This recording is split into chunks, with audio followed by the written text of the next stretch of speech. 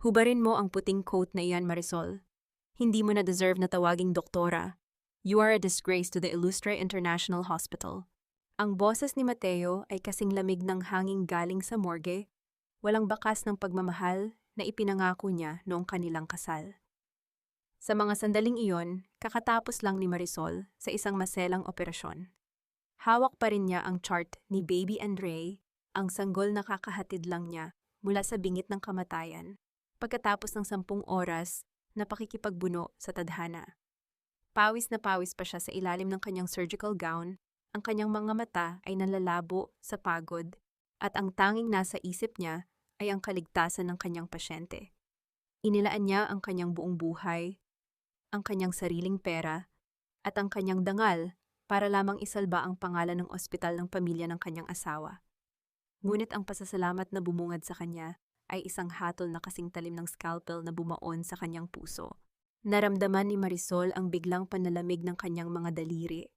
Ang chart na hawak niya ay dahan-dahang nalaglag sa sahig. Ang tunog nito ay tila isang malakas na pagsabog sa gitna ng nakabibinging katahimikan ng hallway. Ang kanyang lalamunan ay tila barado ng tuyong buhangin. Hindi siya makahinga, hindi siya makapagsalita. Ang bawat pintig ng kanyang puso ay naging isang masakit na paalala ng kanyang katangahan. Ang mundong binuo niya sa loob ng maraming taon ay tila isang kastilyong buhangin na tinangay ng malakas na alon sa isang iglap lamang. Mateo, what are you talking about? Katatapos ko lang iligtas ang anak ni Clarissa. I did everything I could. Pabulong na sagot ni Marisol, ang kanyang boses ay nanginginig sa pagitan ng pagod at takot.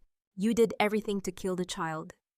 Marisol, don't lie to me, sigaw ni Mateo, habang ipinapakita ang isang folder na puno ng mga peking dokumento. Ang sabi ng mga board members, ikaw ang nag-utos na gumamit ng expired na gamot para makatipid ang ospital. You ruined us. My mother is right, isa kang malaking pagkakamali sa pamilyang ito.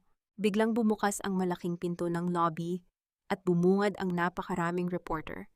Ang mga flash ng camera ay tila mga kidlat na bumubulag sa kanya. Sa gitna ng kaguluhan, lumabas si Doña Amalia, ang biyenan ni Marisol, na may kasamang mga luha sa mata na tila galing sa isang mahusay na aktres. Katarungan para sa aking apo. Ang babaeng ito ay isang mamamatay tao.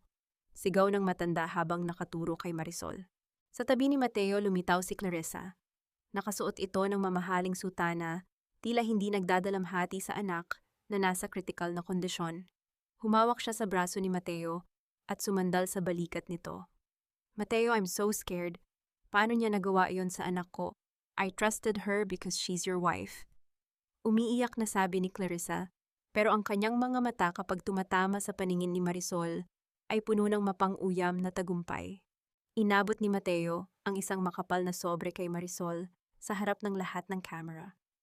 This is the divorce paper at ito naman ang utos mula sa PRC. Your medical license is temporarily suspended pending investigation.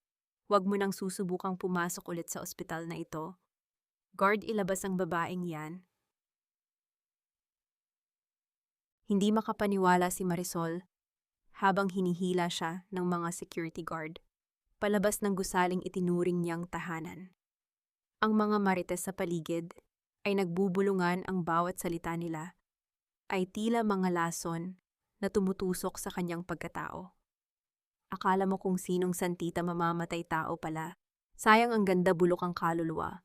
Tumigil ang mundo ni Marisol nang makita niya ang kanyang sariling refleksyon sa salamin ng pintuan bago siya tuluyang itulak palabas sa ulan. Ang kanyang puting coat na dati ay simbolo ng pag-asa ngayon ay puno ng mantsa ng dugo at putik. Tumingin siya sa langit, ang ulan ay humahalo sa kanyang mga luha, pilit na hinuhugasan ng sakit na hindi naman kayang alisin ng tubig. Ito ba ang kapalit ng lahat ng sakripisyo ko? Ang ituring na basura sa harap ng mundong pinaglingkuran ko? Tumayo siya sa gitna ng kalsada, basang-basa at nag-iisa. Ang huling nakita niya bago sumara ang mga pinto ng Illustre International Hospital ay ang kanyang asawa si Mateo na hinalikan si Clarissa sa noo habang tinatalikuran siya. Isang tanong ang naiwan sa kanyang isipan, isang tanong na tila isang sumpa sa kanyang pagkatao. Hanggang kailan mo kayang tiisin ang hapdi ng sugat na mismong ang mga taong mahal mo ang gumawa? Wala ka ng bahay na babalikan, Marisol. Ang mga gamit mo nandoon na sa labas kasama ng mga basurang iniwan ng mga kargador kaninang umaga. Ang boses ni Doña Amalia ay parang hagupit ng latigo sa gitna ng malakas na buhos ng ulan. Nakatayo ang matandang babae sa balkonahe ng mansyong ilustre. Hawak ang isang mamahaling payong habang nakatingin sa ibaba, kung saan nakatayo si Marisol. Ang mga daliri ni Marisol ay mahigpit na nakakapit sa gate ang kalyo sa kanyang mga kamay, na nakuha niya sa loob ng maraming taon ng pagsusuri sa mga pasyente, ay tila naging manhid na. Ang susi ng bahay na hawak niya ang susing ginamit niya gabi-gabi pagkatapos ng nakapapagod na shift sa ospital ay wala ng silbi. Ang bahay na pinaghirapan niyang bayaran ang mortgage gamit ang sarili niyang ipon ay biglang naging isang banyagang kaharian na ipinagkakait sa kanya. Dahan-dahang binitawan ni Marisol ang gate.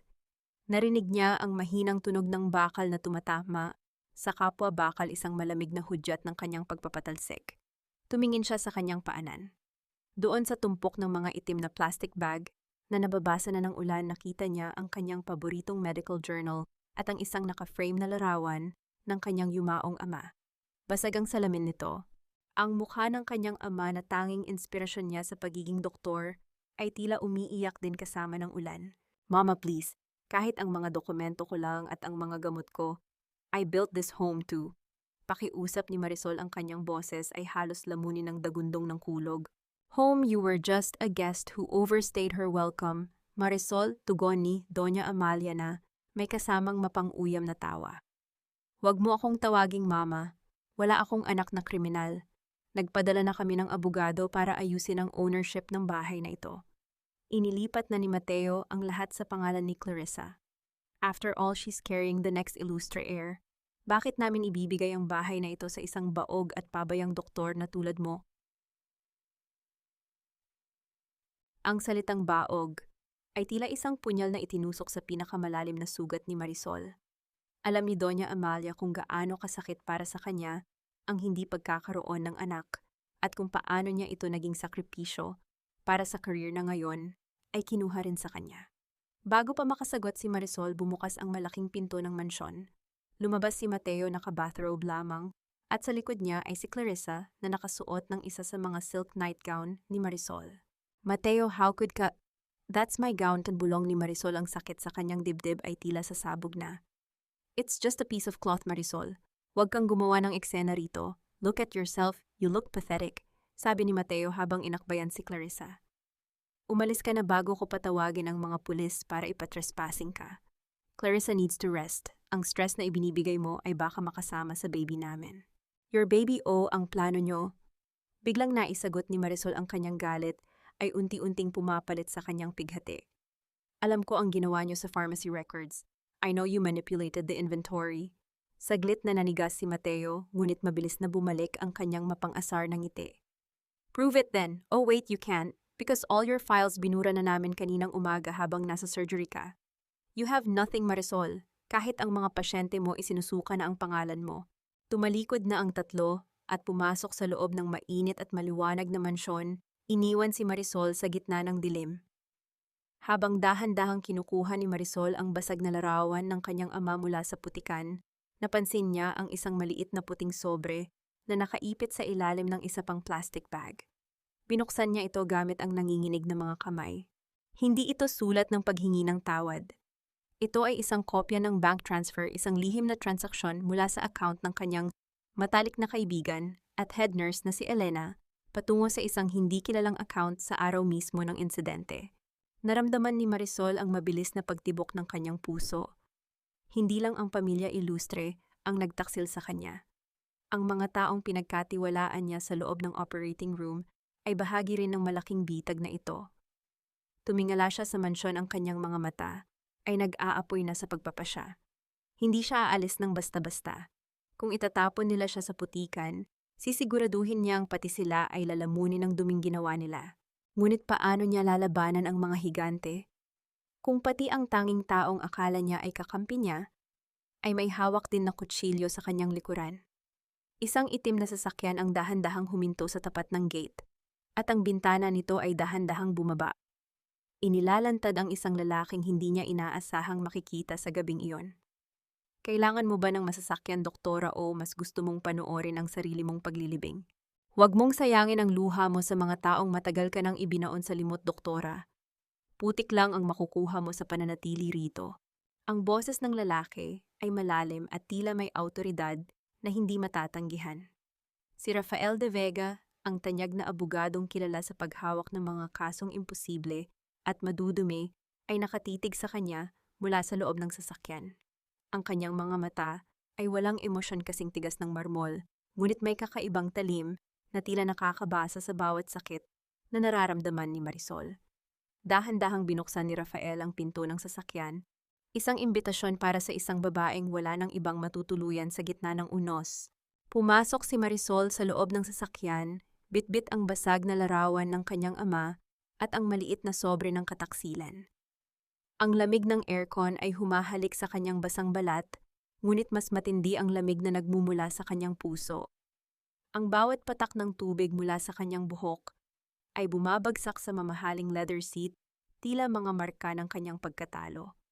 Tumingin siya sa bintana pinapanood, ang dahan-dahang paglayo ng mansyong ilustre, ang bahay na binuo niya sa pangarap, ngunit winasak ng katotohanan. Bakit mo ako tinutulungan, attorney? Tanong ni Marisol, ang kanyang boses ay paos at halos hindi marinig. Hindi ba't ikaw ang abogadong kinuha ni Doña Amalia para siguraduhing wala akong makuha sa divorce na ito? Isang tipid na ngiti ang sumilay sa labi ni Rafael habang pinaandar niya ang sasakyan. Business is business, Marisol. Pero mas gusto ko ang mga kliyenteng may ipinaglalaban kaysa sa mga taong akala ay nabili na nila ang buong mundo.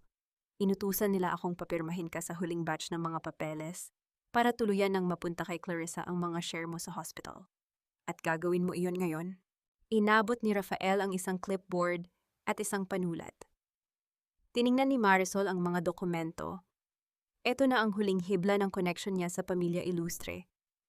Kung pipirma siya, mawawala na ang lahat ng pinaghirapan niya sa loob ng 10 taon. Ngunit sa halip na manginig ang kanyang kamay, naramdaman ni Marisol ang isang kakaibang kapanatagan. Isang plano na 3 buwan na niyang inihahanda mula nang malaman niya ang lihim na account ni Mateo ang dahan-dahang nabubuo sa kanyang isipan.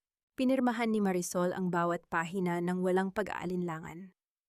Ang bawat stroke ng kanyang ballpen ay tila isang sumpa na ibinaba niya sa pamilyang sumira sa kanya. Inabot niya ang clipboard kay Rafael at sa unang pagkakataon sa gabing iyon, nagtama ang kanilang mga paningin. Nakita ni Rafael ang isang apoy sa mga mata ni Marisol na hindi kayang patayin ng anumang ulan. Mateo, tandaan mo ang araw na ito, bulong ni Marisol habang nakatingin sa rearview mirror, pinapanood ang huling anino ng mansyon. Dahil ito ang huling araw na nakita mo akong umiiyak. Mula ngayon, ang bawat luha ko ay magiging lason na unti-unting uubos sa inyo. Iyan ang gusto kong marinig, sagot ni Rafael habang binibilisan ang takbo ng sasakyan patungo sa labas ng Maynila. Dadalhin kita sa isang lugar kung saan hindi ka nila mahahanap. Isang maliit na bayan sa Laguna. Doon hindi ka si Doktora Marisol Ilustre. Doon ikaw ay isang estranghero na naghahanap ng kapayapaan. Habang bumibiyahe sila sa madilim na kalsada, naramdaman ni Marisol ang bigat ng pagod na dumadaloy sa kanyang buong katawan. Isinandal niya ang kanyang ulo sa bintana, pinagmamasdan ang mga ilaw ng syudad na unti-unting naglalaho. Ang kanyang pag-alis ay hindi isang pagsuko, kundi isang estratehikong pag-atras. Alam niyang sa kanyang pagbabalik, hindi na siya ang maamong asawa na kayang saktan ng kahit sino. Ngunit sa kabila ng kanyang determinasyon, isang takot ang bumabalot sa kanyang isipan. Ano ang gagawin niya sa isang lugar na wala siyang kakilala? Bitbit ang isang pangalang kailanman ay hindi na niya maibabalik sa dati.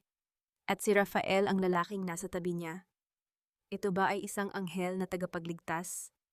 O isa ring demonyo na naghihintay lamang ng tamang pagkakataon para siya ay lamunin? Sa bawat ikot ng gulong palayo, nang palayo siya sa kanyang dating buhay patungo sa isang destinasyong puno ng kawalan ng katiyakan. Dito na tayo. Huwag kang mag-alala, walang makakahanap sa iyo rito maliban sa mga alitap-tap at sa katahimikan. Huminto ang sasakyan sa tapat ng isang lumang bahay na gawa sa kahoy at semento malayo sa ingay ng Maynila. Ang boses ni Rafael ay parang isang malamig na paalala na ang dating buhay ni Marisol ay isa na lamang malabong alaala.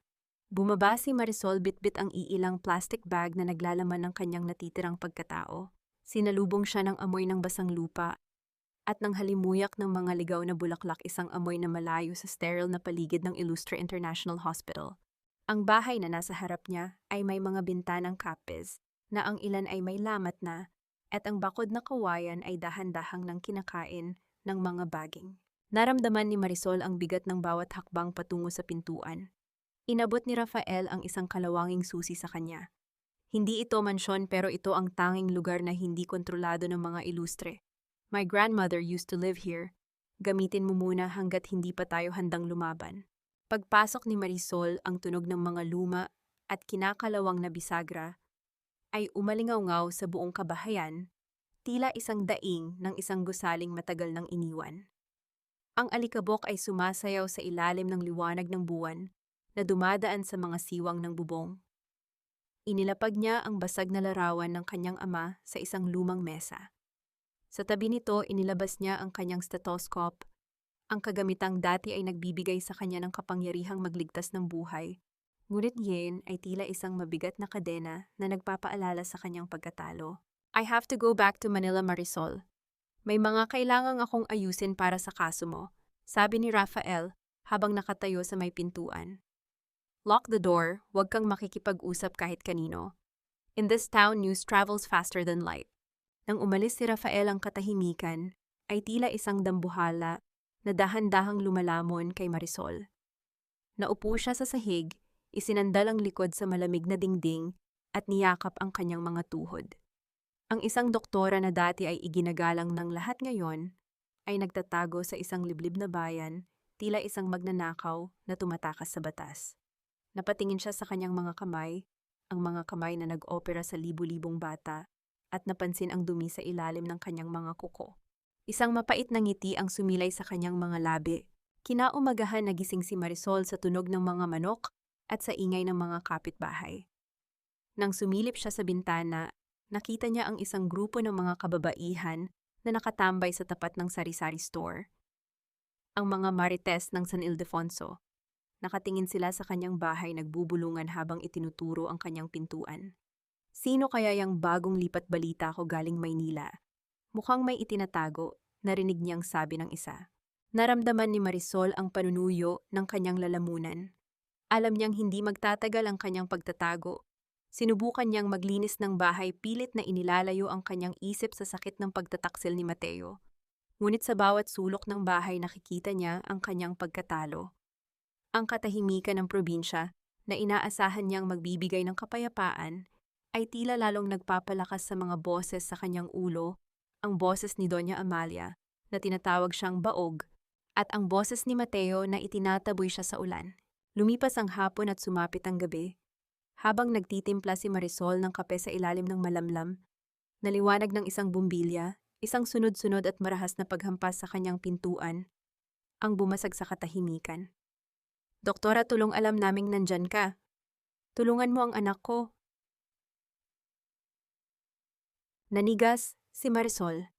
Ang kanyang puso ay nagsimulang tumibok ng mabilis, tila isang tambol na nagbababala ng panganib. Dahan-dahan niyang binuksan ang pinto. Bumungad sa kanya ang isang lalaking pawis, na pawis karga ang isang batang lalaki, na halos wala ng malay. Ang puting sando ng bata ay basang-basa ng sariwang dugo na nagmumula sa kanyang hita. Please, doktora, wala nang ibang doktor sa bayang ito. Sabi ni Aling Nena, nakita ka raw niyang may dalang medical kit kagabi. Parang awa mo na namamatay na ang anak ko. Tumingin si Marisol sa bata. Pagkatapos ay sa kanyang sariling mga kamay. Kung tutulungan niya ang bata, malalaman ng lahat kung sino siya. Kung gagamit siya ng kagamitang medikal, nang walang lisensya, maaari siyang tuluyang makulong at mawalan ng pag-asang malinis ang kanyang pangalan. Ngunit ang boses ng kanyang ama ay tila bumulong sa kanyang pandinig. Ang tunay na doktor ay hindi tumatalikod sa humihingi ng tulong, lisensyado man o hindi. Haharapin ba niya ang panganib ng pagkakabunyag para sa buhay ng isang estranghero o mananatili siyang bulag at bingi para sa sarili niyang kaligtasan? At time 10. Pasok! Bilisan niyo, iwasan nating dumikit ang bata sa kahit anong maruming ibabaw. Ang boses ni Marisol ay biglang nagbago. Wala na ang takot, wala na ang pag-aalinlangan. Sa sandaling makita niya ang dugo ang binti ng bata ang kanyang utak, ay tila muling bumalik sa loob ng operating room ng Illustre International Hospital. Ang bawat instinto na hinubog ng 10 taon ng pag-aaral at pagsasanay ay muling nagising. Isinantabi niya ang banta ng pagkakakulong. Sa harap ng kamatayan ang lisensya ay isang pirasong papel lamang. Ang mahalaga ay ang tibok ng puso ng bata. Binuhat ng ama ang bata patungo sa lumang hapagkainan. Ang tunog ng mabilis at mababaw na paghinga ng bata ay tila isang orasan na nagbibilang ng natitirang sandali. "Diyan lang kayo, huwag kayong malilikot," utos ni Marisol, habang mabilis na binubuksan ang kanyang medical kit na nakatago sa ilalim ng kama. Sa gitna ng dilim at alikabok ng bahay, ang kanyang mga kagamitang medikal ay tila mga hiyas na nagbibigay ng liwanag at pag-asa. "Kailangan ko ng mainit na tubig, malinis na tela, at kahit anong matapang na alak," sabi ni Marisol nang hindi tumitingin sa ama ng bata. "Ako na ang bahala sa tubig, doktora. Alam ko kung nasaan ang mga gamit sa kusinang ito." Isang matandang babae ang biglang pumasok mula sa likurang pinto. Siya si Elena, ang kapitbahay na dati ay naging nurse sa bayang iyon bago nagretiro. Ang kanyang mga mata ay puno ng karanasan at kalmado, isang bagay na kailangan ni Marisol sa mga sandaling iyon. "Salamat, Aling Elena." "Pakibilisan po," sagot ni Marisol. Habang nililinis niya ang sugat, naramdaman niya ang panginginig ng kanyang mga daliri. Hindi dahil sa takot, kundi dahil sa galit. Galit sa katotohanang kailangan niyang magtago para lamang gawin ang tanging bagay na alam niyang gawin. Ang bawat tahi na ginagawa niya sa binti ng bata ay tila isang panata na hindi siya papayag na tuluyan siyang burahin ng mga ilustre. "Doktora, maraming salamat.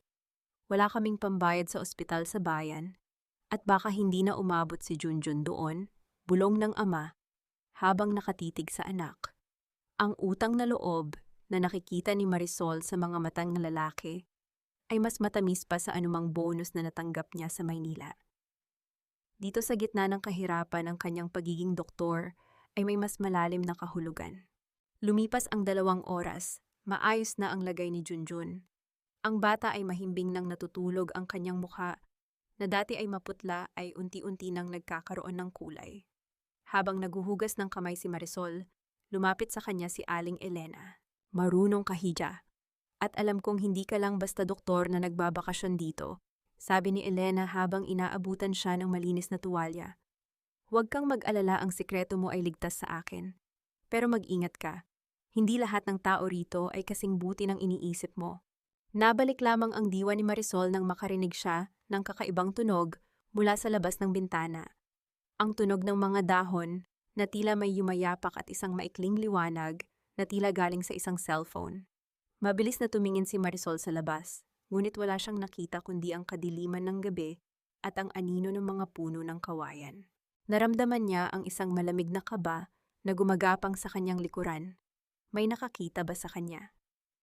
May kumuha ba ng litrato habang ginagawa niya ang isang illegal na operasyon? "Sino ang nandoon?" sigaw ni Marisol, ngunit ang tanging sumagot sa kanya ay ang huni ng mga kuliglig at ang malakas na pintig ng sarili niyang puso. Sa malayo nakita niya ang isang anino na mabilis na tumatakbo patungo sa kalsada, hawak ang isang bagay na naglalabas ng maliit na pulang ilaw. Ang katahimikang inaasahan ni Marisol sa probinsya ay tila naging isang maselang patibong. Kung ang litratong iyon ay makakarating kay Doña Amalia, hindi lang lisensya ang mawawala sa kanya, maaaring ito na ang maging katapusan ng kanyang kalayaan. Sino ang nagmamasid sa kanya sa gitna ng dilim at ano ang balak nitong gawin sa kinuha nitong ebidensya? Hindi dumaan ang antok sa mga mata ni Marisol ng gabing iyon. Ang bawat kaluskos ng dahon ng saging sa labas ay tila isang babala, at ang bawat huni ng kuwago ay tila isang pangungutya sa kanyang sitwasyon. Nakaupo siya sa tabi ng bintana, hawak ang malamig na tasa ng kape, habang hinihintay ang pagputok ng liwayway. Ang imahe ng aninong kumuha ng litrato sa kanya ay paulit-ulit na naglalaro sa kanyang isipan, tila isang sirang plaka na hindi mapatigil. Nabalik lamang ang kanyang diwa nang marinig niya ang malayo, ngunit pamilyar na ugong ng isang makina. Isang itim na sasakyan ang dahan-dahang huminto Sa tapat ng kanyang bakod ang mga ilaw nito ay tumama sa hamog ng umaga. Bumukas ang pinto at lumabas si Rafael de Vega. Hindi tulad ng nakasanayan niyang ayos na de Americana, nakasuot lamang siya ng simpleng itim na polo shirt at maong ngunit ang kanyang presensya ay sapat na para mapuno ang tila walang buhay na paligid ng bahay. Mabilis na binuksan ni Marisol ang pinto. "Attorney, bakit ka nandito? Sabi mo sa 1 linggo ka pa babalik?" Bungad niya, ang boses ay puno ng kaba. Hindi agad sumagot si Rafael. Tiningnan niya ang paligid, ang kanyang mga mata ay tumigil sa mga duguang tela na nakasampay pa sa likuran ng bahay at sa amoy ng alkohol na nananatili sa hangin. "Nag-surgery ka, Marisol. Sinabihan kita na huwag kang gagawa ng kahit anong ingay, pero nagdala ka ng mitsa sa sarili mong tago-taguan." Seryosong sabi ni Rafael habang humahakbang papasok. "Mamamatay ang bata, Rafael. Hindi ko kayang tumayo lang at panoorin siyang mawalan ng hininga." Depensa ni Marisol, ang kanyang mga mata ay nangingilid ang luha sa pagitan ng pagod at galit. "Kung yon ang magiging dahilan ng pagkakulong ko, tatanggapin ko. Pero hindi ko pagsisihan ang pagligtas sa kanya." Lumapit si Rafael sa kanya. Ang distansya nila ay naging sapat na para maramdaman ni Marisol ang init na nagmumula sa lalaki. Inilapag ni Rafael ang isang makapal na folder sa mesa. "Hindi kita hahayaang makulong, Marisol. Iyan ang dahilan kung bakit ako nandito. I found a loophole. Isang butas sa testimonya ni Nurse Elena at sa mga bank records ni Mateo. May pagkakataon tayong linisin ang pangalan mo, pero kailangan nating magsimula sa pinakamababang bahagi ng kanilang operasyon." Tumingin si Marisol sa folder. Punong-puno ito ng mga litrato, mga pangalan ng supplier ng gamot at mga dokumentong akala niya ay burado na. "Paano mo nakuha ang mga ito?" ang sabi ni Mateo. Wala na ang lahat ng files. Isang tipid at misteryosong ngiti ang sumilay sa mga labi ni Rafael. "Huwag mong minamaliit ang isang abogadong may sariling multong hinahabol, Marisol. Sabihin na nating may utang na loob sa akin ang ilang tao sa IT department ng Illustre International." Hinawakan ni Rafael ang balikat ni Marisol, isang hawak na tila nagbibigay ng lakas at katiyakan. "I'm here to offer you a way out. Not just a hiding place, but a weapon. Tutulungan kita hindi dahil kailangan mo ng tagapagligtas, kundi dahil kailangan nilang malaman na hindi ka basta-basta pwedeng tapakan." Sa mga sandaling iyon, naramdaman ni Marisol ang isang kakaibang emosyon na matagal na niyang kinalimutan, ang pag-asa.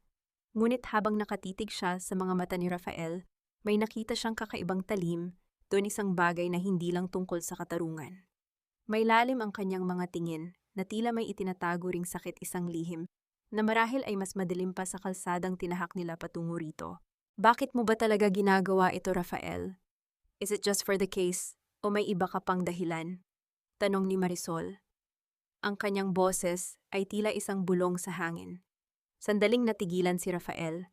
Dahan-dahan niyang inalis ang kanyang kamay sa balikat ni Marisol at tumingin sa labas sa direksyon kung saan unti-unting sumisikat ang araw. Minsan ang pagtulong sa iba ang tanging paraan para mapatawad natin ang ating sarili, Marisol. Just trust me. Yan lang ang kailangan mo ngayon. Ngunit bago pa man makasagot si Marisol, napansin niya ang isang bagay sa bulsa ng polo ni Rafael, isang maliit na memory card. Ang eksaktong uri ng memory card na ginagamit sa mga high-end na camera. Naramdaman ni Marisol ang biglang panlalamig ng kanyang sikmura. Ang aninong kumuha ng litrato kagabi? Posible bang hindi ito kaaway? O mas malala, posible bang ang lalaking nasa harap niya ang mismong nagmamasid sa kanya sa dilim? Tumingin si Rafael sa kanya at sa isang saglit ang kanyang mga mata ay kumislap sa paraang tila binabasa ang bawat hinala ni Marisol. "May problema ba, Marisol?"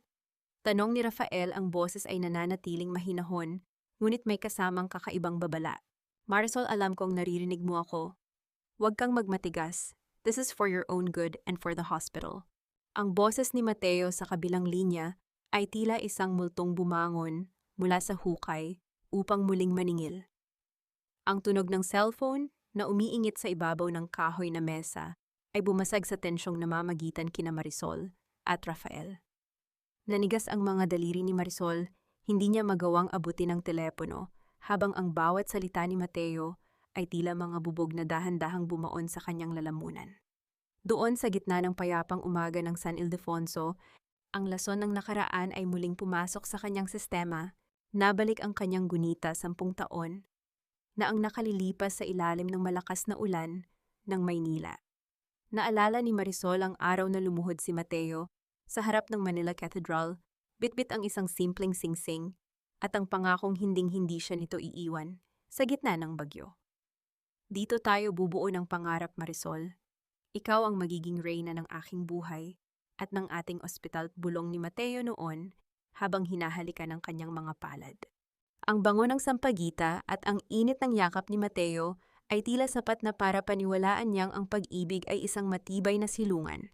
Ngunit ang gunita ay mabilis na nabura nang marinig niya ang mapaglarong tawa ni Mateo sa telepono. Isang tawang wala ng bakas ng init kundi puno ng mapagkunwaring pag-aalala. Marisol, bumalik ka na rito. Nagkakagulo sa board meeting. Kung pipirmahan mo lang ang huling batch ng waiver, I can talk to mama. Mapapababa namin ang parusa mo. Isipin mo ang career mo, isipin mo ang pangalan mo. Patuloy ni Mateo, ang bawat pangungusap ay puno ng gaslighting na tila ba siya pa ang may utang na loob dito. Dahan-dahang kinuha ni Marisol ang cellphone, ang kanyang mga mata ay nananatiling nakapako sa memory card na nakita niya sa bulsa ni Rafael. Ang pagdududa sa lalaking nasa harap niya at ang galit sa lalaking nasa kabilang linya ay tila dalawang malakas na agos na nagbabanggaan sa kanyang dibdib. Pangalan ko Mateo, o ang pangalan ng mga ilustre na pilit niyo ring nilalamon. Malamig na sagot ni Marisol. Ang kanyang boses ay hindi nanginginig, bagkus ay puno ng isang uri ng katapangan na nagmumula sa sagad na sakit. Huwag mo akong gamitan ng mga salitang pagmamalasakit. Alam nating dalawa na ang tanging mahalaga sa iyo ay ang pirma ko para tuluyan niyo nang maikubli ang inyong mga kasalanan. You are being difficult, Marisol. Do you think you can survive out there? You have no money, no license, and soon you will have no one. Ang tono ni Mateo ay biglang nagbago, naging matalim at puno ng banta. You're nothing without me. Isang tawag ko lang sa mga awtoridad, malalaman nila kung nasaan ka. Isang mapait na ngiti ang sumilay sa labi ni Marisol habang nakatingin kay Rafael na ngayon ay tahimik na nagmamasid sa kanya. Gawin mo, Mateo, isumbong mo ako. Pero siguraduhin mong handa ka ring harapin ang lahat ng itinatago nyo sa ilalim ng inyong mga mamahaling kama. Dahil sa bawat araw na wala ako riyan, mas dumarami ang mga aninong lumilitaw para kainin kayo. Ibinaba ni Marisol ang tawag ng hindi hinihintay ang sagot ng dating asawa. Binitawan niya ang cellphone sa mesa at huminga ng malalim, tila pilit na inilalabas ang lahat ng hangin sa kanyang baga na nadumihan ng boses ni Mateo. Ang katahimikan ay muling bumalik, ngunit mas mabigat, mas mapanganib. Tumingin si Rafael sa kanya, ang kanyang mga mata ay puno ng isang uri ng paghanga na may halong pait. Matapang ka, Marisol, pero alam nating dalawa na hindi sapat ang tapang para manalo sa giyerang ito. You need leverage, and I have it here. Itinuro ni Rafael ang folder na kanina pa nasa mesa. Ngunit hindi maalis ni Marisol ang kanyang paningin sa bulsa ni Rafael. Leverage, Attorney, o patibong? Tanong ni Marisol, habang dahan-dahang humahakbang papalapit sa lalaki. Bakit mo ako kinuhanan ng litrato kagabi? Bakit mo pinapanood ang bawat galaw ko na tila ba isa akong hayop na nakakulong sa hawla? Sandaling natigilan si Rafael. Ang kanyang mukha ay nanatiling blanko, ngunit ang kanyang mga mata ay bahagyang kumislap sa ilalim ng liwanag ng umaga. Dahan-dahan niyang inilabas ang memory card mula sa kanyang bulsa at inilapag ito sa tabi ng medical journal ni Marisol. Hindi kita kinuhanan ng litrato para isumbong ka, Marisol. Seryosong sabi ni Rafael, ang kanyang boses ay tila isang kumpisal sa gitna ng dilim. Kinuhanan kita ng litrato dahil kailangan kong patunayan sa mga taong gustong pumatay sa iyo na hindi ka na isang banta, na ikaw ay isang ordinaryong babae na lamang sa probinsya. At sino ang mga taong iyon, Rafael? Tanong ni Marisol, ang kanyang puso ay tila sasabog na sa kaba. Ang aking pamilya, bulong ni Rafael. Dahil bago ako naging abogado ni Doña Amalia, ako muna ang anak na itinapon niya para hindi madumihan ang pangalang ilustre. We are on the same side, Marisol. We are both victims of the same monsters. Nabalik lamang ang diwa ni Marisol nang marinig niya ang isang pamilyar na boses mula sa labas ng bintana, isang boses na hindi kay Elena, o sa sino mang taga San Ildefonso, isang boses na nagpatigil sa pintig ng kanyang puso. How's the weather in San Ildefonso, Marisol? I hope you're enjoying the fresh air, because it might be the last thing you'll breathe as a free woman. Sa labas ng kanyang gate, nakatayo ang isang pangkat ng mga lalaking nakauniporme kasama si Mateo na may dalang isang opisyal na warrant of arrest. Akala mo ba ay ganoon kadaling takasan ang mga ilustre? You're just a small bird trying to fly with broken wings, Marisol. At ngayon, sisiguraduhin kong hindi ka na makakaalis sa hawla ko. Ang boses ni Mateo ay parang isang maruming mantsa sa malinis na hangin ng San Ildefonso. Nakatayo siya sa gitna ng maliit na bakuran. Ang kanyang mamahaling sapatos ay nakalubog sa putikan. Ngunit ang kanyang mukha ay puno ng kasabikan, isang uri ng kasiyahan na nakukuha lamang ng isang predator kapag nahuli na ang kanyang biktima. Sa likod niya ang dalawang pulis ay tila mga aninong naghihintay ng hudyat, habang ang mga kapitbahay kabilang si Aling Elena ay nakasilip mula sa malayo. Ang kanilang mga mata ay puno ng takot at pagtataka. Naramdaman ni Marisol ang biglang panlalamig ng kanyang buong katawan. Ang bawat salita ni Mateo ay tila mga pako na ibinabaon sa kanyang puso, dahan-dahan at masakit. Tumingin siya kay Rafael na nananatiling tahimik sa kanyang tabi. Ang memory card na nasa mesa ay tila naging isang dambuhalang ebidensya ng kanyang pagkakamali. Rafael, ikaw ba ka? Bulong ni Marisol, ang kanyang boses ay halos maglaho sa hangin. Ibinenta mo ba ako sa kanila? Hindi sumagot si Rafael. Ang kanyang mukha ay kasing tigas ng bato, ang kanyang mga mata ay nakapako kay Mateo. Ang katahimikan ni Rafael ay tila isang kumpirmasyon para kay Marisol. Ang lahat ng tiwala na dahan-dahan niyang binuo nitong mga nakaraang araw ay naglaho sa isang kurap lamang pinalitan ng isang pamilyar at nakamamatay na pait. Don't look at him, Marisol. He's a lawyer and lawyers know when to switch sides to the winning team. Pang-uyam ni Mateo habang humahakbang papalapit. Inilabas niya ang isang pirasong papel na may opisyal na tatak. This is a warrant of arrest for practicing medicine without a license and for the endangerment of a minor. May mga litrato kami, Marisol. Litrato mo habang hinahawakan ang dugo ang bata kagabi. Did you really think you could play hero in this God-forsaken place? Naramdaman ni Marisol ang pag-ikot ng kanyang paligid. Ang imahe ng bata ni Junjun at ang pasasalamat ng ama nito ay tila naging isang masamang panaginip. Ang tanging bagay na ginawa niyang tama ang magligtas ng buhay ay siya pang gagamitin para tuluyan siyang ilibing. Lumingon si Marisol sa direksyon ng bahay ni Aling Elena at nakita niya ang ama ni Junjun na nakatayo roon, hawak ang sombrero nito, ang mukha ay puno ng hiya at pighati. Ang sakit na makitang ang mga taong iniligtas mo ay nakasaksi sa iyong pagbagsak ay mas matindi pa sa anumang sampal ni Doña Amalia. Dahan-dahang lumapit ang isang pulis at kinuha ang mga kamay ni Marisol. Ang tunog ng bakal na naglalapat at nagkakandado sa kanyang mga pulso ay umalingaw-ngaw sa tahimik na umaga, isang malamig at malupit na hudyat ng kanyang pagkawala ng kalayaan. Ang bakal ay tila humahalik sa kanyang balat, pinapaalala sa kanya na siya ay isa na namang bilanggo ng sistemang kinokontrol ng mga ilustre. Wait! Biglang nagsalita si Rafael. Ang kanyang boses ay malalim at puno ng awtoridad na nagpatigil sa lahat. Mateo, as her legal counsel, I advise you to be careful. Ang warrant na iyan ay base sa mga litratong kinuha sa loob ng isang pribadong pag-aari nang walang pahintulot. Inadmissible evidence. Tumawa ng malakas si Mateo, isang tawang puno ng pangungutya. Legal counsel, you're fired, Rafael.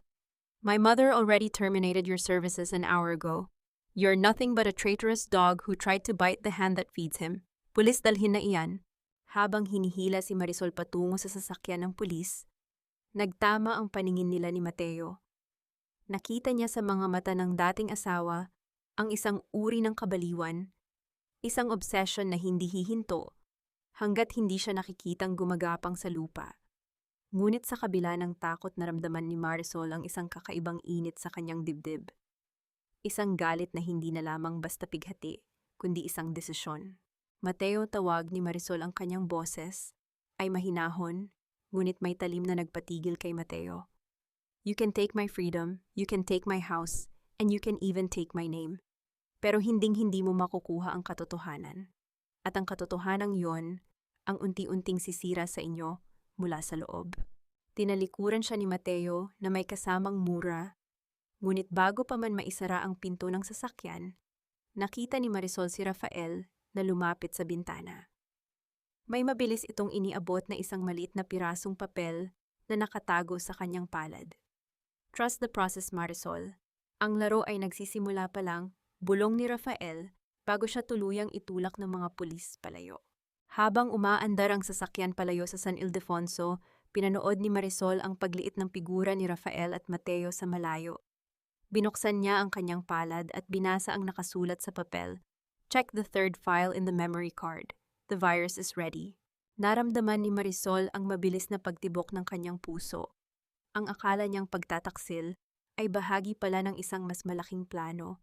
Ngunit sa loob ng selda na naghihintay sa kanya kakayanin, kaya niyang panatilihin ang kanyang katinuan habang ang pamilya Ilustre ay ginagawa ang lahat para siya ay tuluyang mawala. At sino ang mas mapanganib, ang kaaway na nasa harap mo o ang kakamping may sariling madilim na agenda? Hindi lang ang malamig na rehas ang nagpapakulong sa akin ngayon, kundi ang katotohanang ang taong pinagkatiwalaan ko ng aking buhay ang siyang humahawak ng susi sa aking libingan.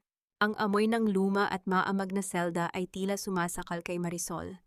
Nakaupo siya sa isang manipis na bench, ang kanyang mga mata ay nakapako sa sementadong sahig na puno ng dumi.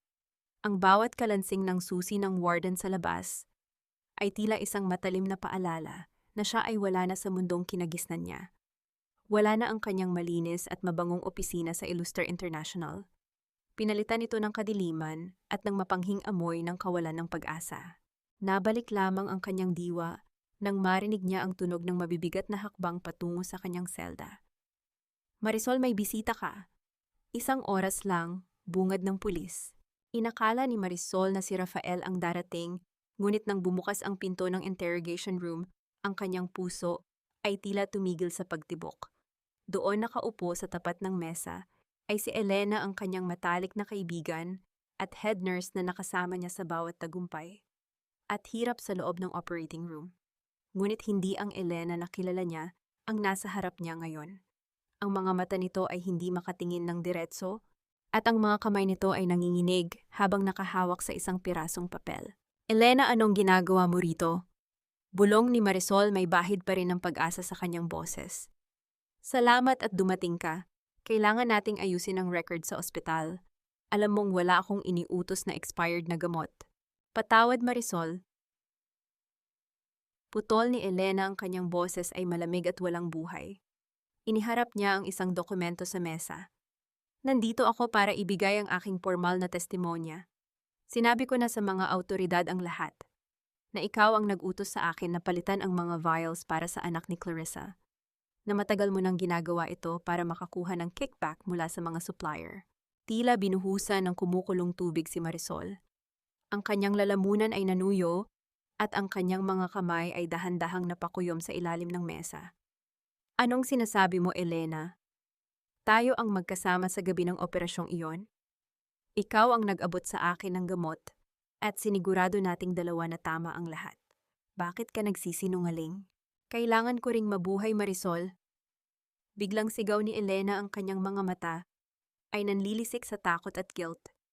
Ang pamilya Ilustre, binigyan nila ako ng pagkakataon na mapag-aral ang mga anak ko sa ibang bansa. Binayaran nila ang lahat ng utang ko. Ano ang laban ko sa kanila? Kung hindi ako susunod, ako ang isasama nila sa pagbagsak mo. Ang bawat salita ni Elena ay tila manganhas na tumutuklaw sa puso ni Marisol. Naalala niya kung paano niya tinulungan si Elena noong mamatay ang asawa nito, kung paano niya binayaran ang ospital para sa operasyon ng nanay nito. Ang lahat ng kabutihang iyon ay tinumbasan ng isang malupit na pagtataksil kapalit ng pera ng mga Ilustre. So magkano ang halaga ng ating pagkakaibigan, Elena? Magkano ang halaga ng buhay ng batang muntik nang mamatay dahil sa kasinungalingan nyo? Tanong ni Marisol. Ang kanyang boses ay punong-puno ng pait at pangungutya. Hindi mo naiintindihan, Marisol. You were always the star, the perfect doctor. Pero kaming mga nasa ilalim mo kami ang sumasalo ng lahat ng duminyo, muling pag-gaslight ni Elena sa kanya. Tinulungan mo ako o ginamit mo lang ako para magmukha kang mabuti. Ngayon patas na tayo. Tumayo si Elena at mabilis na lumabas ng silid, hindi man lang muling tumingin sa kaibigang itinapon niya sa hukay. Naiwan si Marisol na mag-isa ang kanyang katawan ay tila nawalan ng buto. Naramdaman niya ang init ng mga luha na dahan-dahang gumugulong sa kanyang pisngi, ngunit hindi ito luha ng kahinaan. Ito ay luha ng isang pusong tuluyan ng naging bato.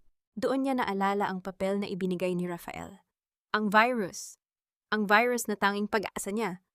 Kung ang lahat ng tao sa paligid niya ay handang maging halimaw para sa pera, magiging isang mas malaking banta siya na hindi nila inaasahan. Habang ibinabalik siya sa kanyang selda, nakita ni Marisol si Mateo na nakatayo sa dulo ng hallway nakasuot ng isang mapang-uyam na ngiti. "Patawad, Marisol. Sabi ko sa iyo walang sino man ang kakampi sa isang talunan." Bulong ni Mateo habang nilalagpasan siya. Ngunit ang hindi alam ni Mateo sa loob ng seldang iyon, ang virus na itinanim ni Marisol sa sistema ng Illustre International ay dahan-dahan nang kumakalat. At ang huling revelasyon ni Elena, bago ito umalis, ang mas nagpatibay sa kanyang loob. "Patawad, Marisol, pero ako rin ang naglagay ng mga gamot sa locker mo," utos ni Doña Amalia. Ang katotohanan ito, ang magiging mitya ng pagsabog na wawasak sa pamilya Illustre. Pero ang tanong, sapat na ba ang virus na ito para iligtas si Marisol bago siya tuluyang mabulok sa likod ng mga rehas? Masad. Akala mo ba, Marisol, ikaw lang ang marunong magsakripisyo? Clarissa is willing to sacrifice even her own blood just to get your place. Ang mga salitang iyon ni Rafael ay tila isang malakas na sampal na gumising sa nananamlay na diwa ni Marisol. Nakaupo sila sa loob ng maliit at madilim na silid ng dalaw sa presinto. Sa pagitan nila ay ang malamig na mesa at ang isang folder na naglalaman ng mga katotohanang mas masahol pa sa kamatayan. Nanginginig ang mga kamay ni Marisol habang binabasa ang mga medical transcription na nakuha ni Rafael mula sa isang pribadong klinika sa labas ng Maynila, mga record na hindi kailanman dumaan sa system ng Illustre International. Naramdaman ni Marisol ang pagbaliktad ng kanyang sikmura. Ang bawat linyang binabasa niya ay tila isang matulis na karayom na tumutusok sa kanyang mga mata. Ayon sa record, 3 linggo bago ang insidente, bumili si Clarissa ng isang uri ng pediatric toxin sa black market. Isang lason na kapag ibinigay sa maliit na doses ay kayang magpakita ng sintomas ng maling gamot. Hindi lang basta oportunista si Clarissa. Siya ay isang ina na handang lasunin ang sariling anak para lamang makapasok sa pinto ng mga Illustre at tuluyang sipaing palabas si Marisol. She did this sa sarili niyang anak. Bulong ni Marisol, ang kanyang boses ay puno ng panginginig at pagkasuklam. How could she? Isang inosenteng bata, ginawa niyang bala para lang mapabagsak ako. Power does that to people. Marisol ta. Tugon ni Rafael, ang kanyang boses ay malalim at puno ng pait. Para kay Clarissa, ang bata ay hindi anak. Ito ay isang investment. Isang tiket para sa marangyang buhay na akala niya ay nararapat sa kanya. At si Doña Amalia alam niya ang lahat. Hinayaan niya si Clarissa dahil mas gusto niyang magkaroon ng manugang na kontrolado niya kaysa sa isang doktorang tulad mo na may sariling prinsipyo. Napahawak si Marisol sa kanyang dibdib, pilit na pinapakalma ang mabilis na pintig ng kanyang puso. Ang galit na kanina ay nag-aapoy ay biglang naging isang malamig na determinasyon. Kung ang mga taong ito ay kayang pumatay ng sariling kadugo para sa kapangyarihan, wala na siyang dahilan para maging maawain. Ang kanyang pagiging doktor, ang sumpa niyang magligtas ng buhay, ay ang mismong magiging instrumento para ilantad ang kanilang kabulukan. Rafael, ang virus sa memory card. Tawag ni Marisol, ang kanyang mga mata ay nanlilisik na sa ganti. Kailan ito ganap nagagana? The moment na buksan ni Mateo ang quarterly financial report bukas ng umaga, sagot ni Rafael na may kasamang tipid ng ngiti. Lahat ng mga transaksyong itinago nila, lahat ng mga peking pirma mo, at ang video ni Clarissa na bumibili ng lason, lahat iyon ay lalabas sa main server ng ospital. No one can stop it once it starts. Nabalik lamang ang diwa ni Marisol nang marinig niya ang kalansing ng mga susi sa labas. Tapos na ang oras ng dalaw. Habang ibinabalik siya ng pulis sa kanyang selda, naramdaman niya ang kakaibang katahimikan ng presinto. Ngunit sa dulo ng hallway malapit sa opisina ng hepe, nakarinig siya ng mga boses na hindi dapat nandoon sa ganong oras. Is it done? Will she rot there forever? Iyon ang boses ni Clarissa. Ang tunog ng kanyang tawa ay parang gasgas ng kuko sa pisara puno ng kayabangan at kawalang hiyaan. Huwag kang mainip, hija, sagot ni Doña Amalia. Ang kanyang boses ay kasing lamig ng semento. Marisol is a finished chapter. Bukas pagkatapos ng meeting, wala nang makakaalala sa kanya. But Rafael is becoming a problem. Kailangan nating siguraduhin na hindi na siya makakalapit sa kanya. Don't worry, Mama. Mateo is already taking care of him. If he won't cooperate, then he'll suffer the same fate as his precious doctor, dagdag ni Clarissa, na may kasamang malutong na tawa. Nanigas si Marisol sa likod ng pinto ng kanyang selda. Ang tunog ng kanilang mga yabag na palayo ay tila isang banta sa tadhana ni Rafael. Hindi lang siya ang nasa panganib. Ang tanging taong tumulong sa kanya ay maaari ring mawala dahil sa kanyang laban. Naramdaman ni Marisol ang pawis na gumugulong sa kanyang noo habang nakatitig sa dilim ng kanyang silid. Sa gitna ng katahimikan, narinig niya ang isang mahinang kaluskos sa labas ng kanyang bintana. Isang tunog na tila may taong pilit na umaakyat sa mga rehas. Sino ang nagtatangkang pumasok sa kanyang selda sa gitna ng gabi? At ito ba ay isang kamay na magliligtas sa kanya o ang huling kamay na kikitil sa kanyang hininga? Hindi mamamatay tao ang aninong gumagapang sa mga rehas, kundi isang mensaherong dala ang balitang wawasak sa huling hibla ng pag-asa ni Marisol. Ang tunog ng susi na dahan-dahang pinhit sa kandado ng selda ay tila isang babala sa gitna ng hating gabi. Pumasok ang isang gwardiya, ang mukha ay nakatago sa dilim ng kanyang sombrero. Sumama ka sa akin, doktora. May nagpiyansa sa'yo. Pinapalabas ka na sa likod para iwas sa media pump. Bulong ng lalaki. Ang boses nito ay nanginginig tila may kinatatakutan. Naramdaman ni Marisol ang mabilis na pagtibok ng kanyang puso. Inakala niyang ito na ang plano ni Rafael ang itakas siya bago pa man kumalat ang virus sa sistem ng ospital. Sumunod siya sa madidilim na pasilyo ng presinto. Ang kanyang bawat hakbang ay maingat umiiwas sa bawat anino na tila nagmamasid. Ngunit nang makalabas sila sa likurang pintuan, hindi ang kalayaan ang sumalubong sa kanya, kundi isang abandonadong bodega sa gilid ng pantalan, kung saan ang amoy ng luma at nabubulok na kahoy ay humahalo sa alat ng dagat. Doon sa ilalim ng isang madilaw na bumbilya, nakatayo si Rafael de Vega. Ngunit hindi siya nag-iisa. Sa tabi niya nakaupo sa isang selyadong silya ay si Doña Amalia Ilustre. Rafael, anong ibig sabihin nito? Tanong ni Marisol. Ang kanyang boses ay halos maglaho sa hangin habang nararamdaman ang panlalamig ng kanyang buong katawan. Hindi sumagot si Rafael. Sa halip, dahan-dahan niyang inilabas ang memory card mula sa kanyang bulsa, ang card na naglalaman ng lahat ng ebidensya ni Marisol, ang card na dapat ay magiging mitya ng pagbagsak ng mga ilustre. Inabot niya ito kay Doña Amalia na may kasamang isang malamig at mapaglarong ngiti. Narito na ang lahat, Doña Amalia. Ang mga video, ang bank records, at ang virus na itinanim ni Marisol sa inyong system. Wala na siyang kahit anong hawak laban sa inyo. Sabi ni Rafael, ang boses ay walang bakas ng emotion kasing tigas ng semento sa paligid nila. Salamat, Rafael. I knew I could count on a son who values his inheritance more than a woman he barely knows. Sagot ni Doña Amalia habang hinahaplos ang pisngi ni Rafael. Tumingin ang matanda kay Marisol. Ang mga mata nito ay puno ng tagumpay at puot. Poor Marisol, akala mo ba ay totoong tutulungan ka ng isang ilustre? Rafael is my blood. At ang dugo ay laging babalik sa kanyang pinagmulan. Naramdaman ni Marisol ang pagguho ng kanyang mundo. Ang bawat tulo ng luha sa kanyang mga mata ay tila naging apoy na sumusunog sa kanyang pagkatao. Ang taong akala niya ay tagapagligtas. Ang taong kinuhanan siya ng litrato sa San Ildefonso para protektahan siya ay siya palang kukuha ng huling armas na mayroon siya para ibigay sa kanyang kaaway.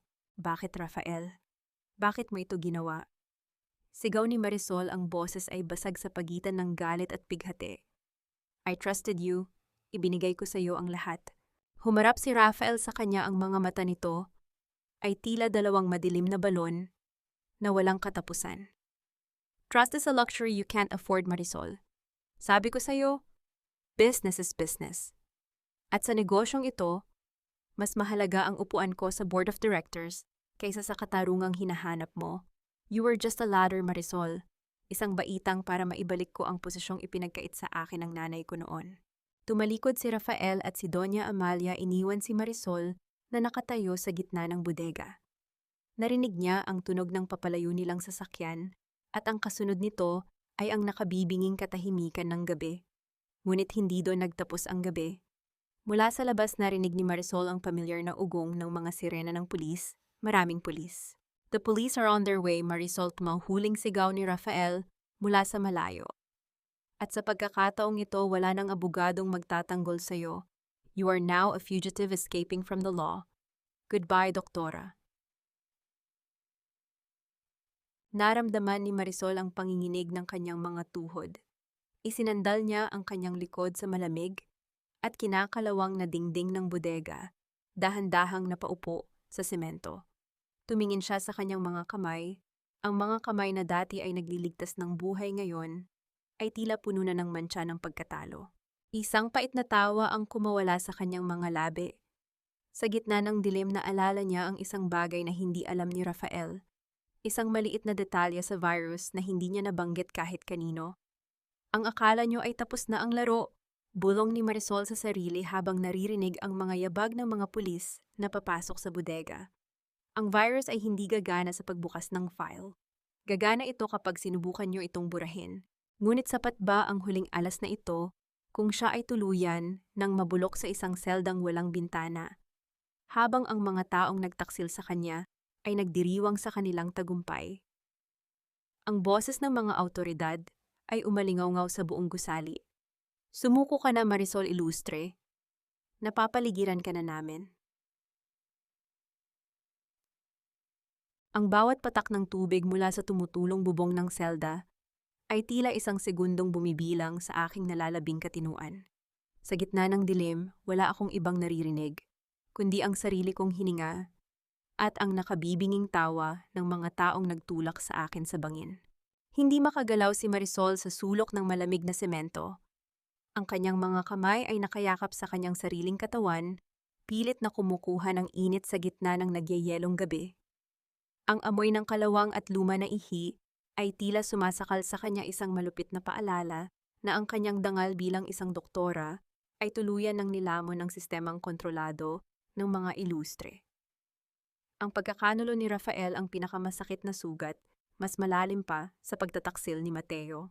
Akala niya ay nakahanap siya ng katuwang, ngunit isa lamang pala itong maselang dula-dulaan para makuha ang huling alas na hawak niya. Nabalik lamang ang kanyang diwa nang marinig ang kalansing ng mga susi at ang mabigat na pagbukas ng bakal na pinto. Inasahan ni Marisol na si Mateo ang lilitaw para pagtawanan ang kanyang huling hininga, o si Doña Amalia para ipakita ang kanyang tagumpay. Ngunit ang aninong pumasok sa silid ay maliit na kasuot ng kupas na duster at may dalang isang lumang basket na puno ng gulay. Doktora Marisol, nandyan po ba kayo? Nanay Belen, gulat na bulong ni Marisol. Ang ina ni Junjun, ang batang iniligtas niya sa San Ildefonso, ay nakatayo sa harap niya, ang mga mata ay puno ng luha at pag-aalala. Anong ginagawa niyo rito? Mapapahamak kayo. Hindi ako pwedeng maupo lang sa bahay habang ang taong nagligtas sa anak ko ay nabubulok dito, sabi ni Nanay Belen habang dahan-dahang lumalapit. Inilapag niya ang basket sa mesa at kumuha ng isang maliit na digital recorder mula sa ilalim ng mga talong at ampalaya. May ibibigay po ako sa inyo. Noong gabing kinuha ang mga litrato sa inyo, hindi lang po pala iyon ang nangyari. Nangunot ang noo ni Marisol. Anong ibig niyo pang sabihin? Ang asawa ko, bago pa man dumating ang mga pulis, nakita niya si Sir Mateo na may kausap na isang babae sa gilid ng kalsada. Mukhang nag-aaway sila tungkol sa pera. Paliwanag ni Nanay Belen, ang boses ay nanginginig sa takot. Nakarecord po rito ang lahat, hindi lang po tungkol sa inyo, kundi tungkol sa kung paano nila nilason ang sarili nilang gamot para isisi sa inyo. Narinig ng asawa ko ang lahat dahil malapit lang ang pinagtataguan niya. Kinuha ni Marisol ang recorder ang kanyang puso, ay nagsimulang tumibok ng mabilis. Bakit niyo ito ginagawa para sa akin, Nanay Belen? Pwede kayong balikan ng mga ilustre. Ang utang na loob ay hindi nababayaran ng pera, doktora. Buhay ang ibinigay niyo sa anak ko kaya buhay din ang itataya ko para sa inyo. Tapat na sagot ng matanda. Gamitin niyo po iyan, yan ang susi, para makalabas kayo rito. Nang umalis si Nanay Belen, muling bumalik ang katahimikan sa selda, ngunit sa pagkakataong ito, hindi na ito kasing dilim ng kanina. Hawak ni Marisol ang recorder, isang maliit na bagay na may bigat ng 1,000 katotohanan. Dahan-dahan niyang pinindot ang play button. Huwag mo akong takutin, Clarissa, binayaran na kita. Just make sure the child looks sick enough para tuluyan ng mawalan ng lisensya si Marisol. Yun ang boses ni Mateo, puno ng galit at takot. Kulang ang ibinigay mo, Mateo. Doña Amalia promised me more. Kung hindi mo dadagdagan, sasabihin ko sa pulis na ikaw ang nag-utos sa akin na lasunin ang bata. At iyon naman ang matinis na boses ni Clarissa. Naramdaman ni Marisol ang isang malamig na ngiti na sumisibol sa kanyang mga labi. Ang virus na ibinigay niya kay Rafael ay isang pain lamang, isang panggulo para maging kampante sila. Ngunit ang recorder na ito ang tunay na lason na tatapos sa kanila. Gayunpaman, sa gitna ng kanyang pag-asa, narinig niya ang boses ng warden mula sa intercom ng presinto. Marisol Ilustre, ililipat ka na sa provincial jail sa loob ng 10 minuto. Order mula sa itaas. Nanigas si Marisol. Ang provincial jail ay kontrolado ng mga tauhan ni Doña Amalia. Kapag dinala siya roon, sisiguraduhin nilang hindi na siya makakalabas ng buhay. Kailangan niyang ilabas ang recording na ito ngayon din, bago pa siya tuluyang mawala sa mapa. Pilit na kinapa ni Marisol ang rehas, naghahanap ng paraan, nang biglang mamatay ang lahat ng ilaw sa buong presinto. Sa gitna ng kadiliman, narinig niya ang tunog ng isang mabilis na pagtakbo patungo sa kanyang selda at ang pamilyar na boses na bumulong sa kanyang pandinig. Ilang minuto na lang bago nila malaman na wala na ang kuryente. Sumama ka sa akin kung gusto mong mabuhay. Si Rafael, ang lalaking nagtaksil sa kanya, ay muling bumalik sa gitna ng dilim. Ito ba ay isa na namang patibong o ang huling pagkakataon para sa kanyang kaligtasan? Tarnpartha. Bitawan mo ako, Rafael. Hindi na ako muling magpapaloko sa mga lason ng iyong salita. Mas pipiliin ko pang mabulok sa seldang ito kaysa sumama sa isang ahas na tulad mo. Ang boses ni Marisol ay puno ng puot, kasing talim ng bawat hapdi na nararamdaman niya sa kanyang puso. Sa gitna ng kadiliman ng presinto, ang tanging nagbibigay ng liwanag ay ang malamlam na buwan na sumisilip sa maliit na rehas ng bintana. Ang presensya ni Rafael sa harap niya ay tila isang sumpa, isang paalala ng kanyang pinakamalaking pagkakamali, ang magtiwala muli. Naramdaman niya ang panginginig ng kanyang mga kamay habang mahigpit niyang hinahawakan ang recorder na bigay ni Nanay Belen, ang huling sandata na meron siya. Nabalik lamang ang diwa ni Marisol nang marinig niya ang tunog ng mabibigat na hakbang ng mga gwardya sa kabilang dulo ng hallway.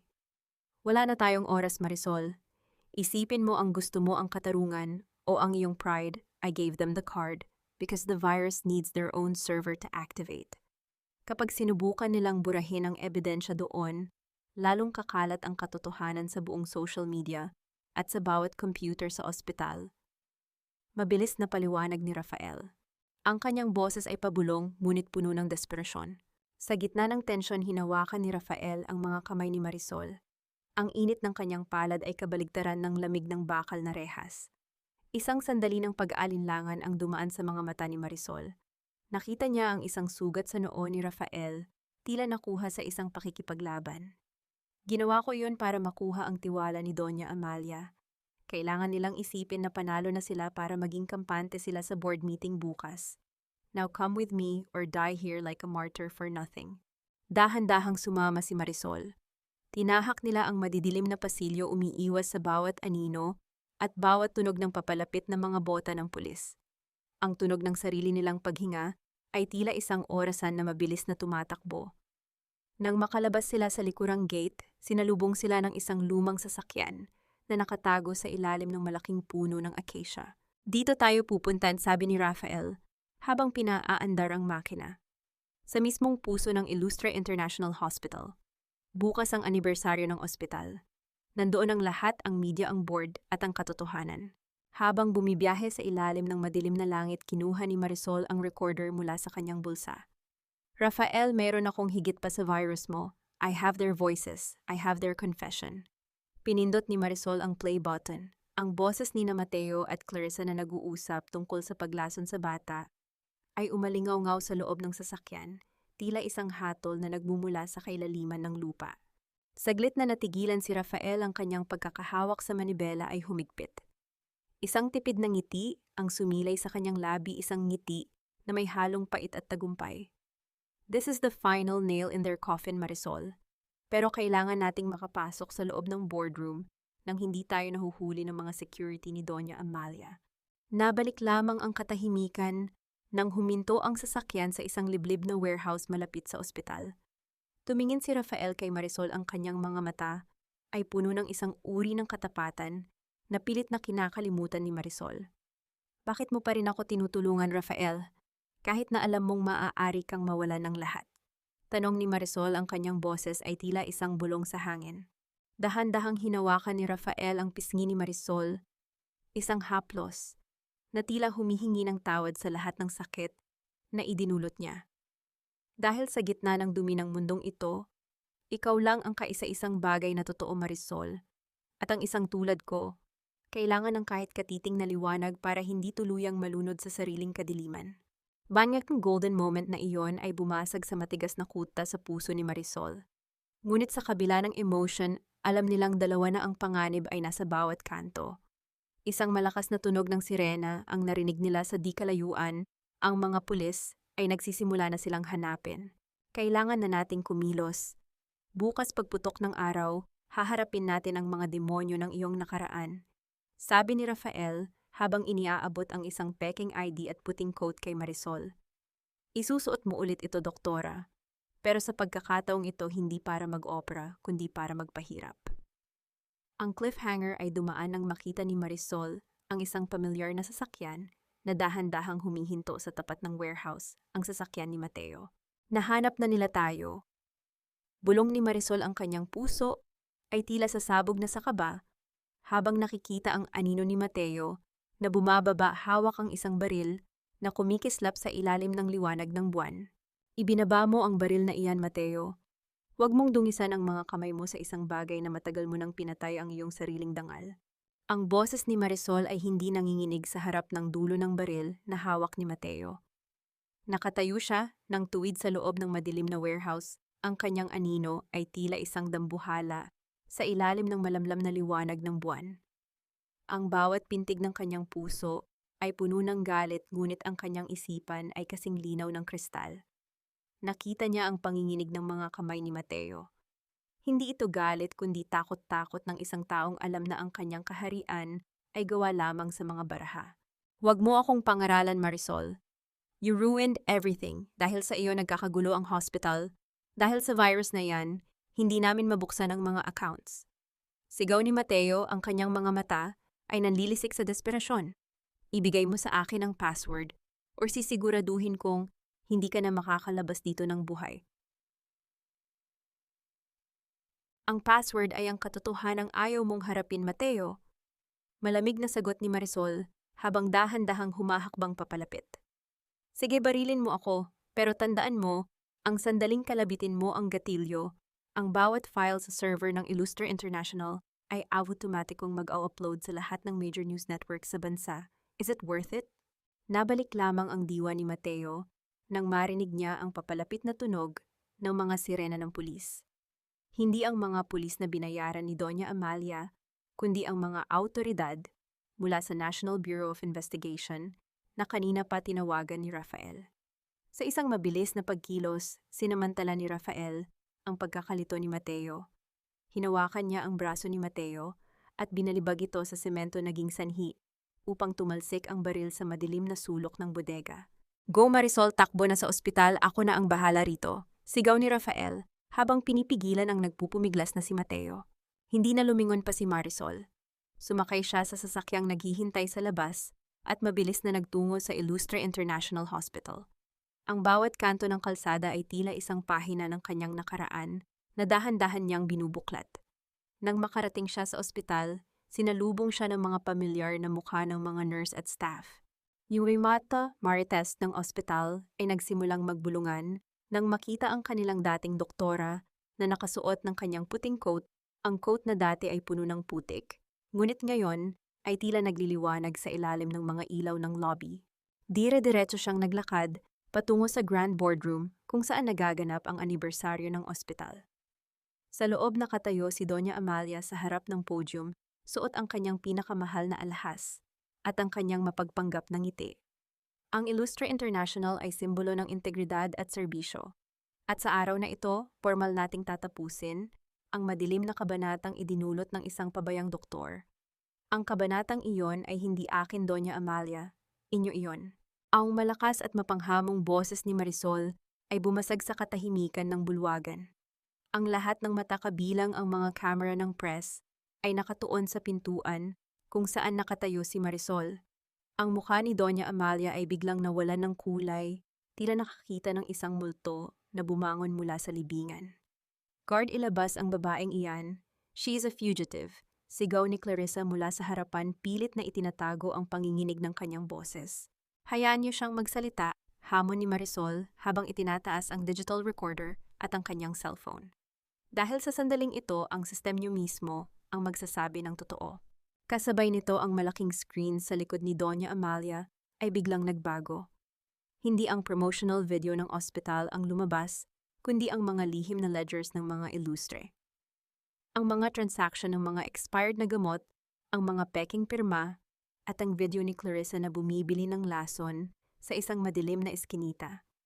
At ang pinakamatindi sa lahat, ang boses ni Mateo at Clarissa na umaalingaw-ngaw sa buong boardroom, inaamin ang kanilang balak na lasunin ang bata para lamang pabagsakin si Marisol. Ang bawat tao sa loob ng bulwagan ay napasinghap. Ang mga flash ng camera na dati ay kaaway ni Marisol ngayon ay nakatutok na sa nanginginig na mukha ni Doña Amalia at Clarissa. Naramdaman ni Marisol ang isang matinding bugso ng emosyon, hindi ito galit kundi ang kapayapaang dulot ng katotohanan. This is the end of your empire, Doña Amalia, bulong ni Marisol sa gitna ng kaguluhan. Ang dumi na ibinato niyo sa akin ay bumalik sa inyo at sa pagkakataong ito wala nang ulan ang makakapaghugas sa inyo. Ang huling anino ng tagumpay ni Doña Amalia ay tuluyan ng naglaho nang pumasok ang mga opisyal ng NBI sa boardroom upang arestuhin siya at si Clarissa. Habang pinapandigan sila ng mga posas, nagtama ang paningin ni Marisol at ng kanyang biyenan. Nakita niya ang pagkatalo sa mga mata ng matanda, isang pagkatalong hindi na muling mababangon. Ngunit sa gitna ng tagumpay na ito, naramdaman ni Marisol ang isang kakaibang kirot nang makita niya si Rafael na pumasok sa silid may dalang balita na hindi niya inaasahan. Marisol, ang bata, si Baby Andre. Nagkaroon siya ng relapse. Kailangan kanya sa operating room 4. Ngayon din, ang cliffhanger ay dumaan ng mapagtanto ni Marisol na kahit nakuha na niya ang kanyang katarungan, ang buhay na sinubukan niyang iligtas ay muling nasa bingit ng panganib, takbo o katarungan. O kaya ba niyang gawin ang dalawa sa gitna ng nagngangalit na bagyo ng kanyang buhay? Mapakahan, bitawan niyo, ako hindi niyo alam kung sino ang kinakalaban niyo. Mateo, Doña Amalia, tulungan niyo ako. Ang matinis at hysterical na boses ni Clarissa ay umalingaw-ngaw sa buong boardroom, tila isang sirang plaka, na pilit na humihingi ng sakripisyo sa mga taong wala na ring kapangyarihan.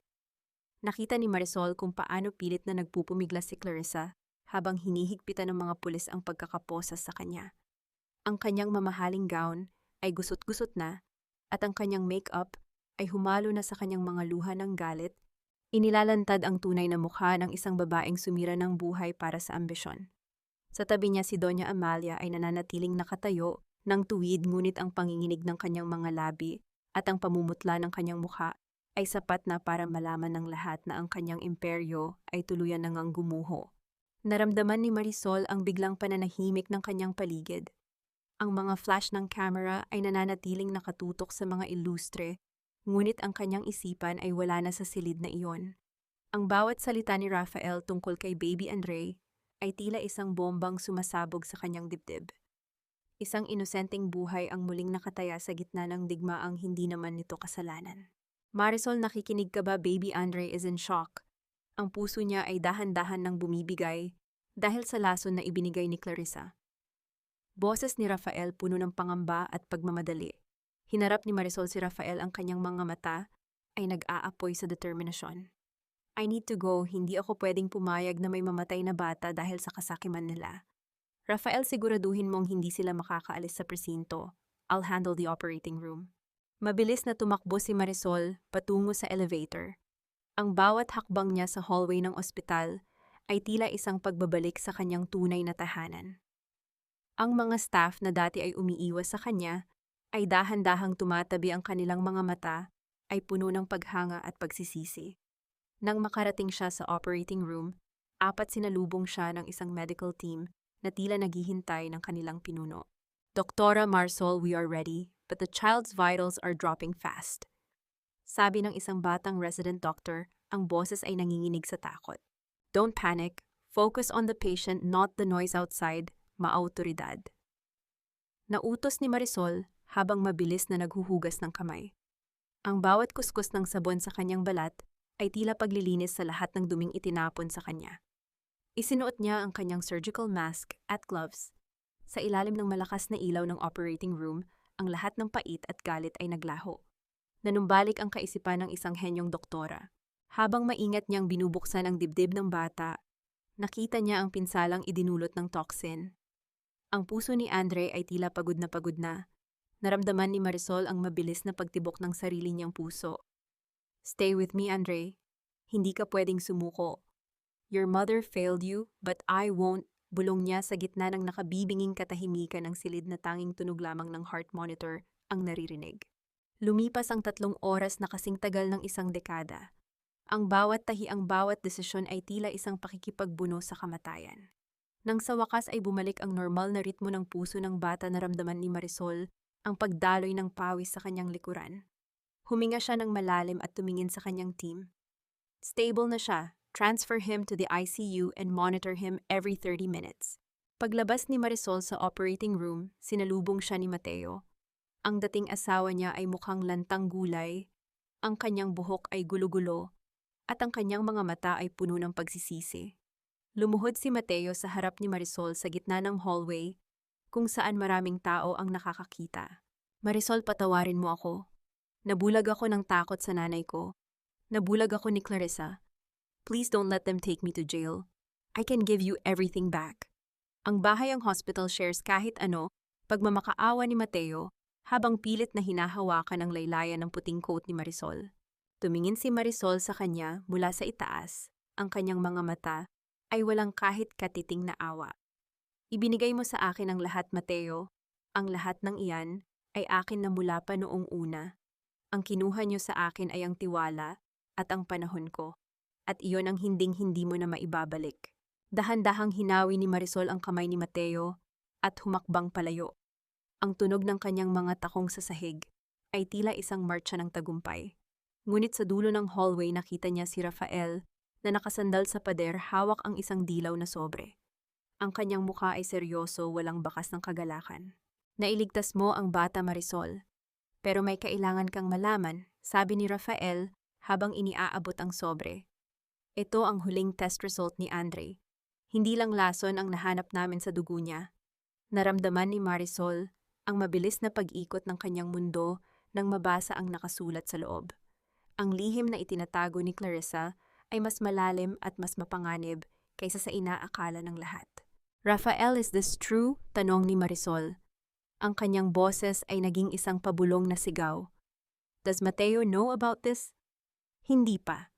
At kapag nalaman niya, baka ito na ang tuluyang pumatay sa kanya, sagot ni Rafael. Ano ang nakita ni Marisol sa test results ni Andre na maaaring magpabago muli sa tadhana ng pamilya Ilustre? At handa ba siyang gamitin ang impormasyong ito para sa kanyang huling pag-atake, o ito na ang magiging tulay para sa isang ganap na kapatawaran? Ang katotohanan ay hindi laging nagpapalaya. Minsan ito ang nagsisilbing huling hatol sa isang pusong wala nang balikan. Nanginginig ang mga daliri ni Marisol habang hawak ang puting papel na kinuha niya mula sa loob ng dilaw na sobre. Sa loob ng ICU, ang tanging maririnig ay ang rhythmic na tunog ng ventilator at ang mahinang pag-ungol ng mga makina na nagpapanatili sa buhay ni Baby Andre.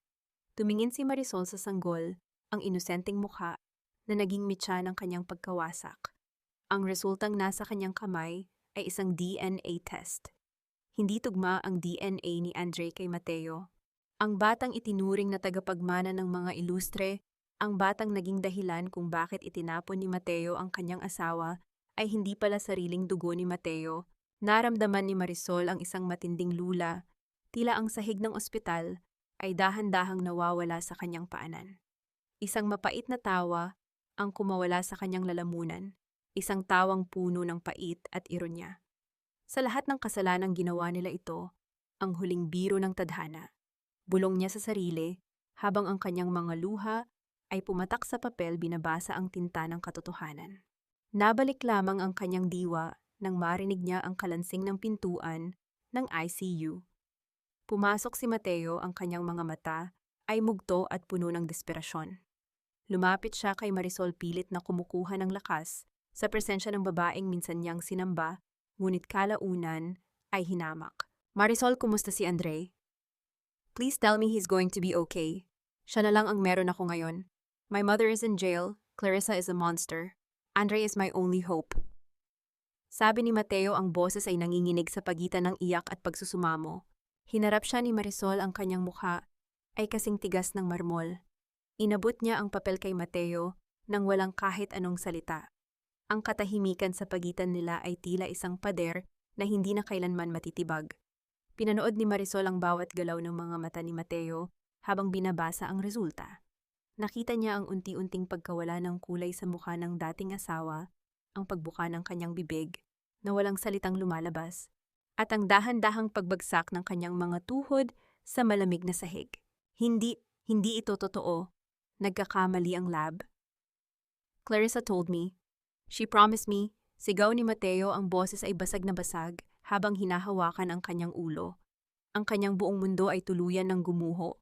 Ang sakripisyong ginawa niya, ang pagtataksil kay Marisol, ang pagpayag sa mga plano ng kanyang ina ay para sa isang kasinungalingan. Mateo, look at me, paenta. Malamig na utos ni Marisol. You chose a shadow over a person who truly loved you. You destroyed our life for a legacy that never existed. At ang batang iyan, si Andre siya, ang pinakamalaking biktima ninyong lahat. Pero huwag kang mag-alala. Bilang doktor niya, ililigtas ko siya. Pero bilang dating asawa mo, tapos na tayo. Wala nang natitira, Mateo. Kahit ang galit ko sa iyo, naubos na rin. Tumayo si Marisol at iniwan si Mateo na umiiyak sa sahig ng ICU, isang anino ng lalaking dati ay makapangyarihan. Paglabas niya, sinalubong siya ni Rafael. Ang gabi ay dahan-dahan nang nagbibigay daan sa liwayway ng umaga. Ang hangin ay sariwa, tila may dalang mensahe ng bagong simula. Tapos na ang lahat, Marisol. Ang board ay nag-issue na ng statement. You are cleared of all charges. At ang hospital, gusto nilang bumalik ka bilang Chief of Pediatrics, balita ni Rafael, habang dahan-dahang naglalakad sa tabi niya patungo sa rooftop ng ospital. Tumingin si Marisol sa malayo sa abot tanaw, kung saan ang kulay rosas at kahel na langit ay nagsisimulang lumitaw. Hindi na ako babalik sa posisyong iyon, Rafael. Ang Illustre International ay bahagi na ng nakaraan ko. I want to build something of my own. Isang lugar kung saan ang panggagamot ay hindi tungkol sa pangalan o kapangyarihan, kundi tungkol sa tunay na pagkalinga. Hinawakan ni Rafael ang kanyang kamay, isang banayad na haplos na nagparamdam kay Marisol na hindi siya nag-iisa. Susuportahan kita, Marisol, saan ka man pumunta. Naramdaman ni Marisol ang isang kakaibang kapayapaan na lumalaganap sa kanyang buong katawan. Ang sugat na likha ng mga ilustre ay dahan-dahan nang naghihilom, hindi dahil sa paghihiganti, kundi dahil sa pagtanggap. Ngunit bago pa man niya tuluyang maisara ang kabanatang ito, isang huling tanong ang bumabagabag sa kanya. Rafael, noong nasa bodega tayo, noong ibinigay mo ang ebidensya sa kanila, totoo bang bahagi lang iyon ng plano?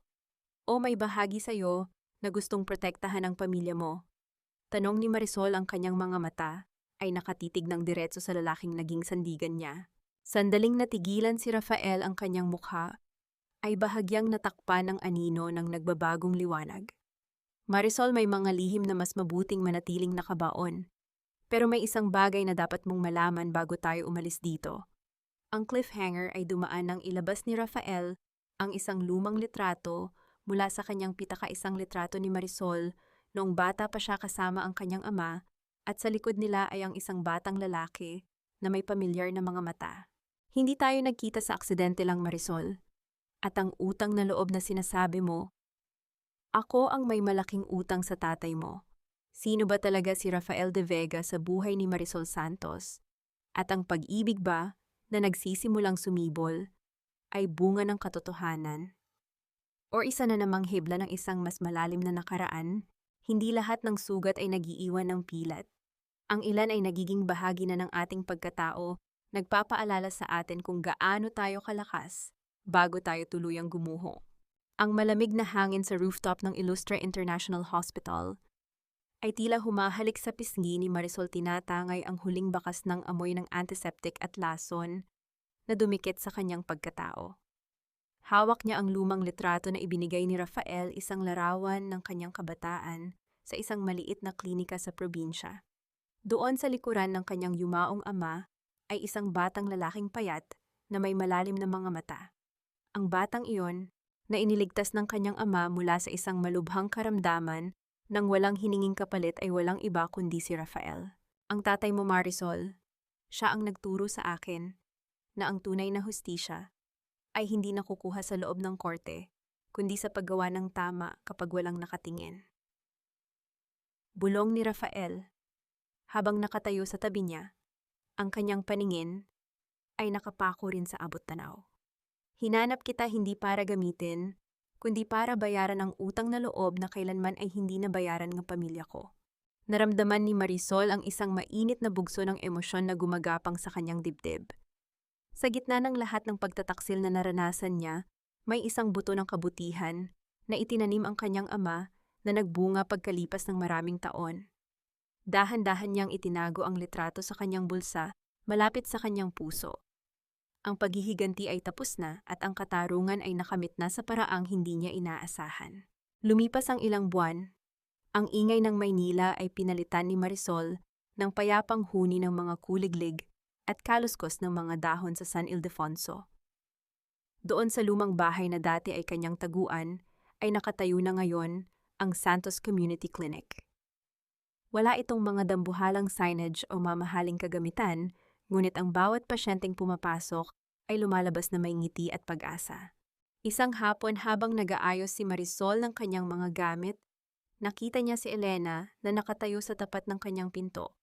Ang dating kaibigan ay mukhang matanda na, kaysa sa kanyang tunay na edad ang mga mata ay puno ng pighati at kahihiyan. Hindi ito nakalapit sapat na ang distansya para ipadama ang kanyang pagsisisi. Marisol, hindi ko hinihiling na patawarin mo ako. Gusto ko lang malaman mo na isinuko ko na ang lahat ng perang ibinigay nila sa akin sa isang charity. Wala na akong mukhang maihaharap sa'yo. Tiningnan siya ni Marisol ng matagal. Ang patawad, Elena, ay hindi isang regalo para sa iyo. Ito ay regalo ko para sa sarili ko upang makatulog ako ng mahimbing sa gabi. Umalis ka na at sana ay mahanap mo rin ang sarili mong kapayapaan. Wala nang galit sa boses ni Marisol, tanging ang malalim na katahimikan ng isang taong ganap ng naghilom. Nabalik lamang ang diwa ni Marisol nang marinig niya ang tunog ng isang sasakyang humihinto sa tapat ng kanyang klinika. Bumaba si Rafael, bitbit ang isang bungkos ng mga sariwang bulaklak at isang balita mula sa syudad. Hinatulan na sila Marisol, Doña Amalia at Clarissa ay mananatili sa loob ng mahabang panahon. At si Mateo, iniwan niya ang bansa. Wala na siyang kahit ano. Tumango lang si Marisol. Ang balitang iyon ay tila isang balitang galing sa ibang mundo, isang mundong hindi na niya kinabibilangan. Kinuha niya ang kanyang stethoscope at maingat na inilagay sa loob ng case nito. Ito ang kanyang golden moment. Ang pagtanggap na ang kanyang tunay na halaga ay hindi nakadepende sa isang apelyido o sa isang malaking ospital? Handa ka na ba, Watson? Tanong ni Rafael, ang kanyang mga mata ay nagniningning sa ilalim ng papalubog na araw. Sa wakas, Rafael, handa na akong mabuhay para sa sarili ko. Sagot ni Marisol na may kasamang matamis na ngiti. Sa huling pagkakataon, tumingin si Marisol sa salamin ng kanyang klinika. Hindi na niya nakikita ang biktima ng mga ilustre, hindi na niya nakikita ang babaeng itinapon sa ulan. Ang nakikita niya ay isang matapang na doktora, isang mapagmahal na anak, at isang babaeng malaya. Dahan-dahan niyang pinatay ang ilaw ng klinika, hinawakan ang kamay ni Rafael, at sabay silang naglakad patungo sa bukang liwayway ng kanilang bagong simula. Ang nakaraan ay isa na lamang malabong anino, at ang hinaharap ay kasing liwanag ng pag-asang kailanman ay hindi na muling mananakaw sa kanya. Ang bawat paglubog ng araw sa abot-tanaw ng San Ildefonso ay tila isang banayad na haplos sa kaluluwa ni Marisol. Wala na ang nakabibinging ugong ng mga makina sa ospital, wala na ang malamig na semento ng presinto, at wala na ang mapanghusgang mga mata ng lipunan. Sa loob ng kanyang maliit na klinika, ang amoy ng sariwang kape at ang halimuyak ng mga halamang gamot ang nagahari. Ang bawat pintig ng kanyang puso ay hindi na nagsusumamo ng katarungan, kundi umaawit na ng tunay na kalayaan. Isang hapon habang nililinis ni Marisol ang kanyang lamesa, nakatanggap siya ng isang liham mula sa Maynila. Hindi ito galing sa korte, kundi mula sa bagong legal guardian ni Baby Andre. Maayos na ang lagay ng bata, malusog, at malayo na sa lason ng pamilya ilustre. Napangiti si Marisol habang pinagmamasdan ang kalakip na larawan ng bata. Sa sandaling iyon, alam niyang ang kanyang pinakamalaking tagumpay ay hindi ang pagpapakulong sa kanyang mga kaaway, kundi ang pagligtas sa isang buhay na walang malay. Si Mateo ay balita niyang namumuhay na sa ibang bansa, malayo sa karangyaan, at pangalang dati niyang ipinagmamalaki. Ang imperyo ng mga ilustre ay dahan-dahan nang nalilimutan, tila isang kastilyong buhangin na tuluyan ng tinangay ng malakas na alon. Ngunit para kay Marisol, ang lahat ng iyon ay mga pahina na lamang ng isang aklat na matagal na niyang natapos basahin. Marisol, malalim na naman ang iniisip mo. Handa na ang hapunan. Boses ni Rafael malambot at puno ng pagmamahal. Tumingin si Marisol sa lalaking nanatili sa kanyang tabi, sa gitna ng pinakamalakas na bagyo ng kanyang buhay. Nilapitan niya si Rafael at dahan-dahang isinandal ang kanyang ulo sa balikat nito. Ang init ng katawan ni Rafael at ang payapang tunog ng kanyang paghinga ay sapat na para malaman ni Marisol na sa wakas nahanap na niya ang kanyang tunay na tahanan. Rafael, salamat. Salamat dahil hindi mo ako hinayaang malunod sa sarili kong pait. Bulong ni Marisol habang hinahawakan ang kamay ng lalaki. Hindi kita ililigtas kung alam kong hindi mo kayang lumaban, Marisol. Ang liwanag mo ang nagligtas sa ating dalawa, tugon ni Rafael, bago hinalikan ang kanyang noo. Sa kwentong ito, natutunan natin na ang tunay na halaga ng isang babae ay hindi nasusukat sa apelidong kanyang dala o sa yaman ng pamilyang kanyang pinasukan. Ang tunay na ningning ay nagmumula sa katatagan ng loob, sa talino ng isipan, at sa kakayahang magpatawad, hindi dahil karapat-dapat ang nagkasala, kundi dahil karapat-dapat ang ating sarili sa kapayapaan. Nahanap na ba ni Marisol ang katarungan, oo, sa bawat pasyenteng muling nakakangiti dahil sa kanyang kalinga? Payapa na ba ang kanyang puso? Higit pa sa sapat dahil wala ng puot na nananahan doon. Ang sugat na idinulot ng kataksilan ay naging isang pilat na nagpapaalala sa kanya na ang isang doktorang tulad niya ay kayang gamutin pati ang sarili niyang pira-pirasong buhay. Ang huling kabanata ng mga ilustre ay tapos na, ngunit ang bagong simula ni Marisol Santos ay nagsisimula pa lamang. At sa bawat bagong umaga, bitbit niya ang aral na ang pag-ibig na totoo ay hindi nagmamay-ari kundi nagpapalaya. Ang liwanag ng bukang liwayway sa San Ildefonso ay hindi lamang hudyat ng bagong araw, kundi simbolo ng isang pusong nahanap na ang tunay na tinitirhan. Dito nagtatapos ang paglalakbay ni Marisol, ngunit dito rin nagsisimula ang kanyang tunay na buhay malayo sa mga anino ng nakaraan. Mga mahal kong tagapakinig, maraming salamat sa pagtitiwala at sa pagsama sa akin hanggang sa huling pintig ng kwentong ito. Sa totoo lang, habang binubuo ko ang bahagi kung saan pinagmamasdan ni Marisol ang resulta ng DNA ni Baby Andre, Naramdaman ko ang matinding pait sa aking lalamunan. Napagtanto ko na ang pinakamasakit na operasyon sa buhay ay hindi ang paghiwa sa laman, kundi ang pagtanggal sa ating sistema ng mga taong akala natin ay bahagi ng ating paghinga, ngunit sila pala ang lason na dahan-dahang pumapatay sa atin. Ang kwentong ito ay bunga ng malalim na pagninilay sa mga totoong sugat na nararanasan ng maraming kababaihan sa labas ng ating mga pintuan, at isa itong paalala na may kapangyarihan tayong maghilom. Sa buhay, ang ating paninindigan ay parang isang maselang operasyon sa puso. Minsan kailangan nating magkaroon ng lakas ng loob na hiwain at itapon ang mga bahaging bulok na ang mga relasyong puno ng pang-aabuso at kasinungalingan kahit gaano pa ito kasakit. Dahil doon lamang natin mabibigyan ng espasyo ang ating sarili na muling tumibok ng malaya at malinis. Ang stethoscope ni Marisol ay hindi lamang nakinig sa sakit ng iba, kundi naging instrumento upang sa wakas ay marinig niya ang sarili niyang tinig na matagal nang nalunod sa ingay ng ambisyon ng ibang tao. Para sa inyo, tama ba ang naging desisyon ni Marisol na talikuran ang lahat ng yaman ng mga ilustre para sa isang simpleng klinika sa probinsya? Kung kayo ang nasa posisyon niya, kaya niyo rin bang magpatawad ng hindi lumilingon sa nakaraan? Habang tinatapos natin ang audio na ito, nasaan kaya kayo ngayon? Marahil ay nagluluto kayo ng hapunan para sa inyong mga anak, o kaya naman ay nagpapahinga pagkatapos ng isang mahabang shift sa trabaho. Gusto ko kayong makilala at marinig ang inyong mga saloobin. Huwag kayong mag-atubiling mag-iwan ng inyong mga komento at ibahagi ang inyong sariling mga karanasan ng pagtatagumpay sa gitna ng pagsubok. Isang malaking tulong din po kung i-like at i-share ninyo ang ating kwento upang mas marami pa tayong pusong maabot at mabigyan ng inspirasyon. Naway maging matatag kayo sa pagharap sa sarili ninyong mga laban. Lagi ninyong tandaan na ang inyong halaga ay hindi itinatakda ng taong nananakit sa inyo, kundi ng paraan kung paano kayo muling bumabangon. Hanggang sa muling pagkukwento, manatiling puno ng pag-asa at pagmamahal sa sarili. Pamagat ng kwento ang puting quote na may bahid ng dangal.